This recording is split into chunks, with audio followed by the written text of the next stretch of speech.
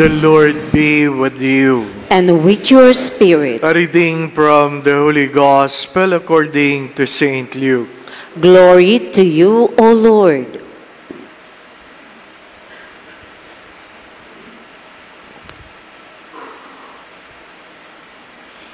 As Jesus continued his journey to Jerusalem, he traveled through Samaria and Galilee.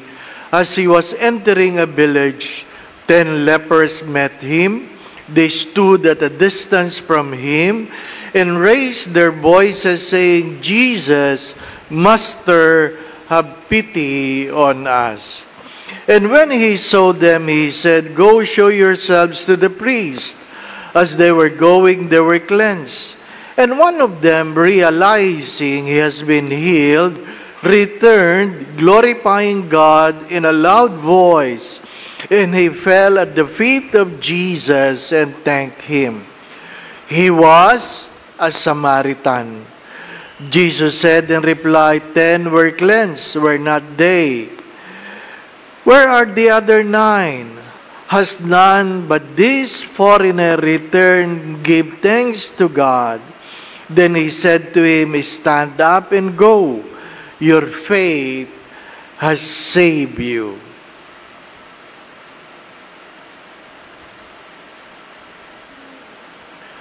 My brothers and sisters, the Gospel of the Lord. Praise to you, Lord Jesus Christ.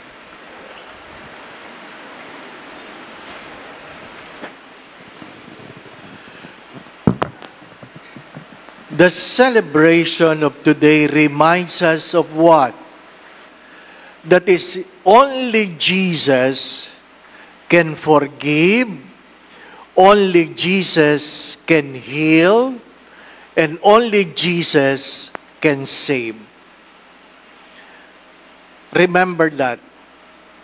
Only Jesus can forgive, only Jesus can heal, and only Jesus can save. The first reading reminds us of Naaman, a leper who was healed after following the instruction of Elisha. Take a 7 dip in the water, in the murky river of the Jordan. That's why at first, Naaman contested, why in the Jordan when in Damascus there were beautiful river? So it was not the water that cleansed Naaman. It was not the water. It was not the word of Elisha. It was Jesus. That's why when Naaman would like to repay Elisha, Elisha refused, for Elisha recognizes that he was not the healer. Be careful of this. Be careful of this.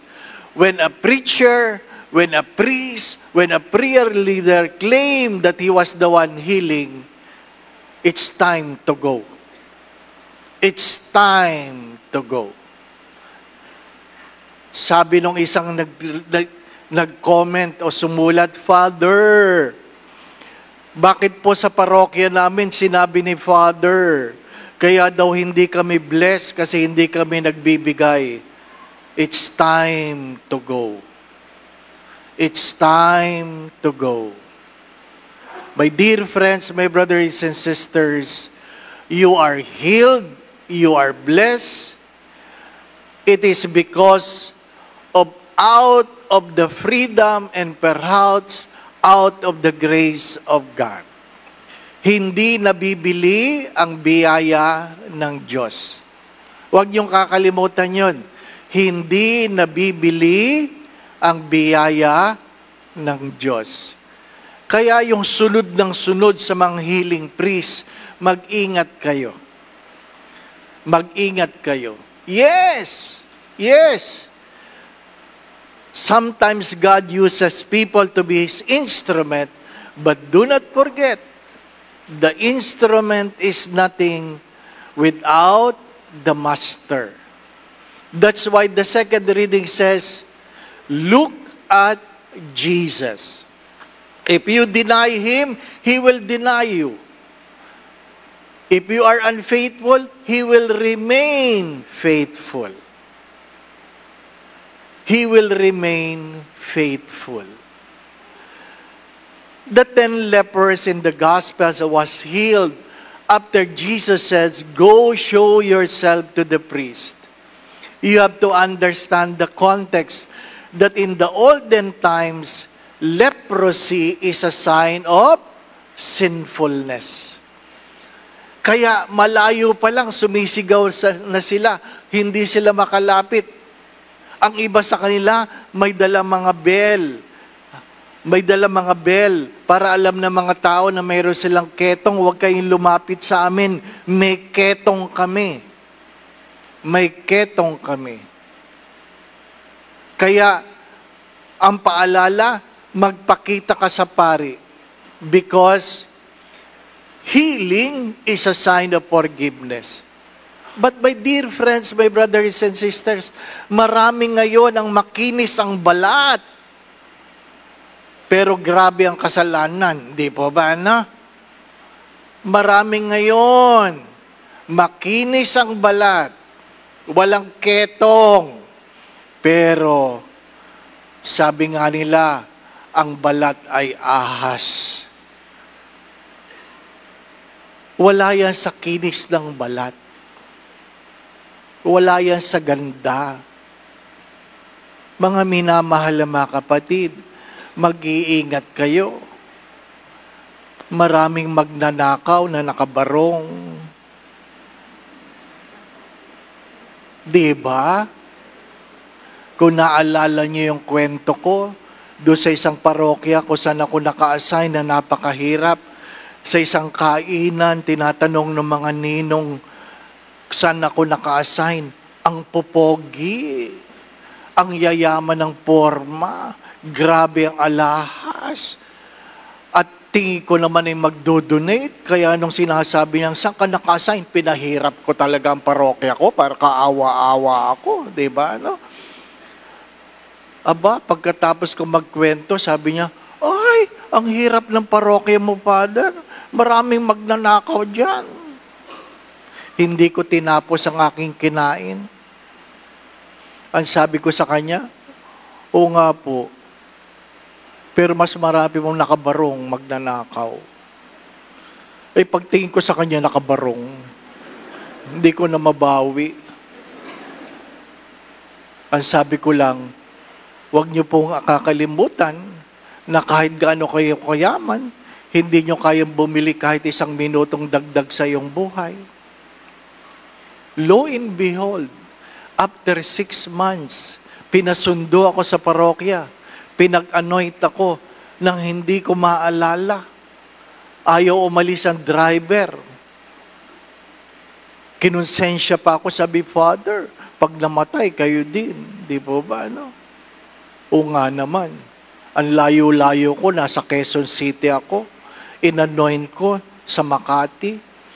Nung tinitingnan ko, di ko talaga makita. Hindi ko maalala. Ang payat na ng mukha. Hindi na pogi. Nung ina-anoint ko ng ganyan, nagising. Ano po? Nagising. Hari nawa, hindi magising para hindi na magkwento, ay nagising. Ano po? Pagkatapos, Father, thank you. Sabi ko, bakit niyo ako ni-request? Sabi niya, Father, kung naalala niyo, kumakain tayo. Naku, napakahirap nun. Hindi po ba? No? Saan kami kumakain? Ha? Naalala niyo, Father, na sinabi niyo, kahit gaano karami ang pera, hindi niyo kayang bumili ng 1 minuto sa iyong buhay. Naalala ko? Ha? Gusto ko sabihin, ano ngayon? Ano ngayon? Ha? Ano ngayon? Hindi ko naman sinabi. Ano pa? Buti nga, di ba? No, you can never boast. You can never boast. Never ever boast. Alam nyo, maraming prostrated. At yung mga nagsasabing, sana mga korap mamatay na. Di ba? Nagsabi ba kayo nun? Hello? Nagsabi kayo nun? Sana mga korap, mamatay na. Mamatay na sana, mamatay na mga korap. Di ba? Ang aking birthday wish, mamatay ang mga korap. Di ba ba, no? Di ba may nagsabi nun? Di ba ba, ano? Ha? Meron ngang nagsabi, ha? Sana bago ako mamatay, mamatay muna mga korap. Di ba, ano? Kilala niyo yun. Di ba ba, ano? Ha? Meron nagsabi, sana mamatay ang mga korap.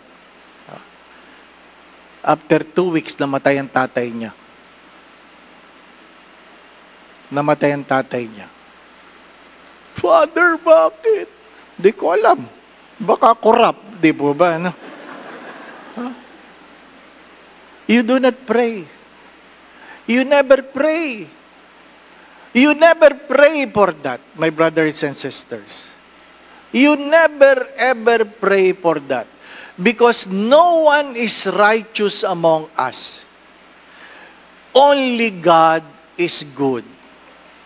And you realize your father do not pay the tax rightly. Pag hindi ka nagbabayad ng tamang buwis, corrupt ka rin. Corrupt ka rin. Hello? Pag hindi mo pinarada ng maayos ang iyong sasakyan between 2 lines, corrupt ka rin. Kung pinaparada mo ang iyong sasakyan doon sa mga PWD na hindi ka naman PWD, corrupt ka rin.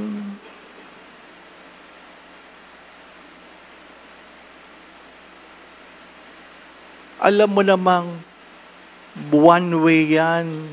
Bakit ka pumasok? Hindi mo ba nakita na may nakalagay doon, no enter? Nakita ko po. Hoy, ba't ka pumasok? Hindi ko po kayo nakita. Sumusunod lang tayo kapag merong nakatingin. Di po ba, ano? Mga minamahal na ba, kapatid? Kung hindi ka tapat sa iyong asawa, corrupt ka rin. Hello? Kung hindi ka tapat sa iyong asawa, corrupt ka rin. Di ba? Ang ganda na ng misis mo, tumitingin ka pa sa iba. Di ba? Ang malungkot doon, ang ganda na ng misis mo, ng babae ka pa. Kumuha ka pa ng mas pangit, mas malaki ang kasalanan mo. Mga minamahal na mga kapatid. Madali kasi magturo. Ayaw nating tingnan ang ating sarili. Sino bang tinatanggap natin sa komunyon? Sino? Si Kristo. Di po ba, no? Pero pag namimili ka ng nagbibigay, nakita mo si Father lumipat, nakapila ka sa lay minister, lumipat ka, corrupt ka rin. Hindi maliwanag sa iyo kung sino si Jesus. Di ba?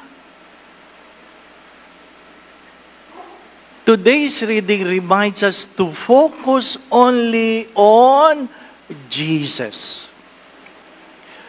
The altar is not a stage, but an altar of sacrifice. This is not about the priest who preaches. It is not about the choir who sings. It is not about the servants who serve. It is about Christ offering Himself to us as sinners. Why? Because all of us, including myself, needs salvation.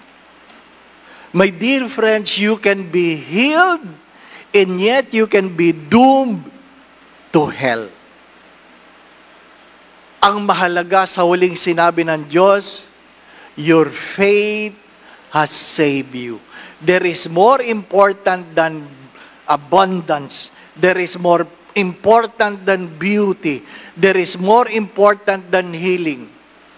And that is Jesus. Keep that in mind, my dear friends, my brothers and sisters. All of our Eucharistic celebration, all of our worship, all of our prayers is all about Jesus. Pag naligaw ang iyong tingin, ang tawag natin doon ay corrupt. Huwag kang kukurap. Hindi po ba, no? Baka pagmulat mo, iba na ang nasa iyong harapan. Again, my brothers and sisters, no one forgives except Jesus. No one heals except Jesus. And no one saves except Jesus. Amen. Do not forget this. Focus on Jesus. Only Jesus forgives. Only Jesus heals. Only Jesus saves. When Saint Francis of Assisi was asked by God to renew the world, he started by renewing the church. Hindi ko nasasabihin ko saan. Merong isang diakono, deacon pa lang, na ayaw mag-bless ng bahay kasi ang pinasundo ay tricycle. Ano po? Deacon pa lang, corrupt na. And the decision that was made, he will never be ordained as a priest. He will never be ordained. Ano pa? Diakono pa lang, corrupt na. Ano po? Pero pag si Father ayaw magmisa dahil walang stipend, corrupt yan, Father. Corrupt si Father. Ano pa? Pag minimisahan lang ngayong mayaman, corrupt si Father. Ano pa? Ha? Ang binibinyagan lang ay may stipend o may aransel, corrupt si Father. Ang korupsyon, minsan, nasa loob ng simbahan. Ano pa? Pinupunan niya lahat ng corrupt, maliban doon sa nagdo-donate na corrupt. Ano po? Kaya siya ay corrupt. Huwag niyong kakalimutan yan. Huwag kayong kukurap. Baka pagmulat ng mata ninyo, iba na ang nasa harap. Hindi ako nagbibiro. Huwag kayong kukurap. Baka pagmulat ninyo, iba na ang nasa harap. The Lord be with you. And with your spirit. And may Almighty God bless you and your family, the Father, the Son, and the Holy Spirit. Amen. The Mass has been offered. We now go in peace to love and serve the Lord. Thanks be to God.